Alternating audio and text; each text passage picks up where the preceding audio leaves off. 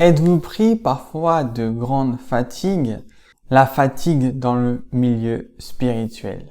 Un jour, avant que je découvre la spiritualité, avant que je commence ce processus d'éveil spirituel, j'ai rencontré une personne et elle aussi, elle était dans le milieu spirituel, c'était une thérapeute et elle était aussi embêtée par des périodes de fatigue et elle m'a partagé certaines choses que je vais vous partager aussi dans cette vidéo, mais je vais vous partager aussi mon expérience et je vous ai fait justement une belle liste pour que vous compreniez d'où provient cette fatigue générale. Beaucoup de personnes dans le milieu spirituel sont embêtées et en fait ils ont une carence en magnésium parce que quand on entame cette guérison, on est souvent dans nos pensées, dans nos mentales, on rumine beaucoup, on est souvent dans notre tête. À force, ça nous donne une certaine fatigue, d'où l'importance d'avoir assez de magnésium, parce qu'une carence en magnésium, ça apporte une grande fatigue, de l'anxiété, de l'angoisse, une fatigue physique et une fatigue nerveuse. Pensez à boire suffisamment d'eau dans votre journée parce que dans l'eau, il y a des minéraux importants comme le calcium, le magnésium, le potassium, le sodium, toutes ces choses, tous ces minéraux qui sont très importants pour votre organisme. Si vous faites beaucoup de sport quotidiennement, veillez aussi à avoir assez de vitamines et de minéraux, c'est important parce que la transpiration libère certains minéraux. Pensez à manger des aliments avec du calcium comme les oléagineux et les fruits à coque et si nécessaire, prenez un supplément en magnésium chaque trimestre, du moins durant votre guérison spirituelle, si votre corps ressent le besoin. Vous pouvez aussi ressentir une grande fatigue à cause d'intolérances alimentaires qui sont très fréquentes chez les personnes spirituelles, des intolérances comme le lactose, comme le gluten, comme une quantité de sucre trop importante, que ce soit du sucre blanc ou du sucre naturel. En trop grande quantité, ça peut apporter une mauvaise digestion à certaines personnes. Et surtout, le gluten de blé, pour une personne normale, la digestion, c'est pas terrible. Et pour certaines personnes, la digestion ne peut pas se faire du tout. Et sinon, vous pouvez faire un test d'intolérance alimentaire. Comme ça, le problème sera réglé. Votre fatigue aussi, elle peut provenir de la guérison de vos blessures. Ça demande beaucoup d'énergie d'effectuer une libération, de se libérer de nos blessures. Ça demande beaucoup d'énergie, une guérison spirituelle. Vous pouvez avoir beaucoup de symptômes, le corps peut vous lâcher, vous pouvez sentir comme une lutte contre vous-même en permanence. Tout ça, ça fatigue.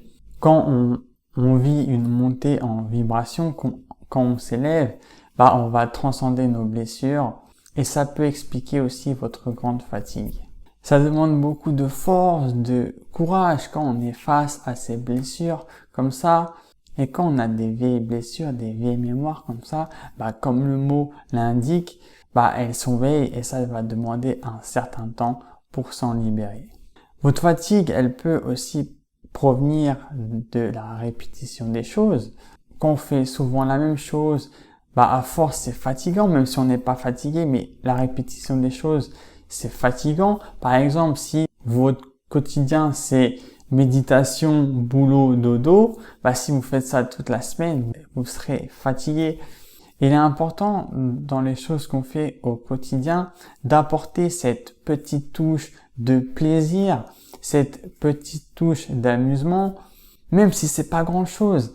Vraiment, on a besoin de ce côté un peu amusement des choses, mais est à la fois très sérieux. Ça permet en fait de nourrir son enfant intérieur et ça c'est très important. Par exemple, je vais vous donner des exemples assez banals. Quand vous allez au boulot, vous pouvez parfois changer d'itinéraire au lieu d'emprunter toujours la même route.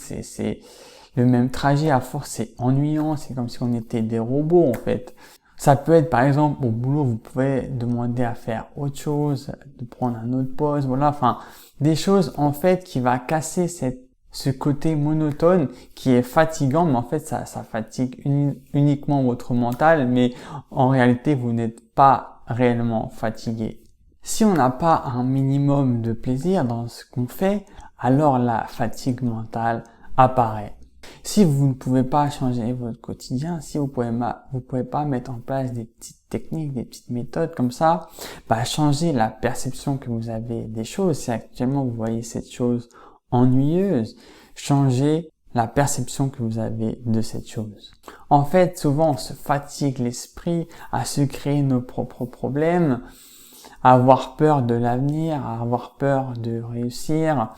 Est-ce qu'on va réussir à faire ça? Est-ce qu'on va pas échouer? Est-ce que l'univers est avec moi? Voilà, on se pose tout un tas de questions comme ça.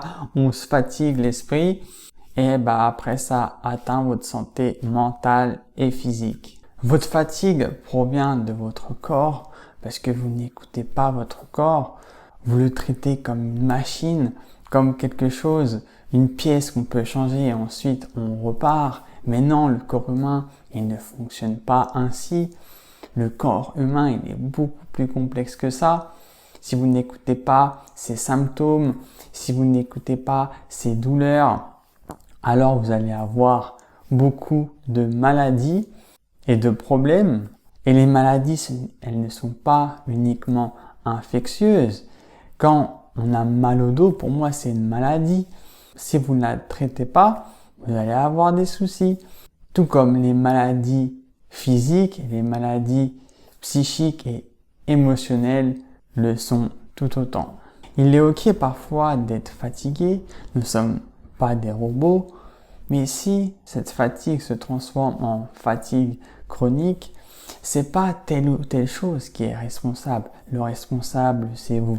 Alors attention, je vous engueule pas, mais c'est juste une prise de conscience que je vais vous apporter, que c'est nous, en fait, qui nous créons nos maladies et on se crée aussi nos propres fatigues, nos propres maux. Apporter cette petite touche d'amusement au quotidien, c'est important et c'est un bon remède anti-fatigue. As-tu parfois des problèmes de fatigue comme ça sans vraiment comprendre la raison? Partage-nous tes expériences dans les commentaires. Abonne-toi si c'est pas fait et on se dit à très vite pour une prochaine vidéo. C'était Alex. Ciao!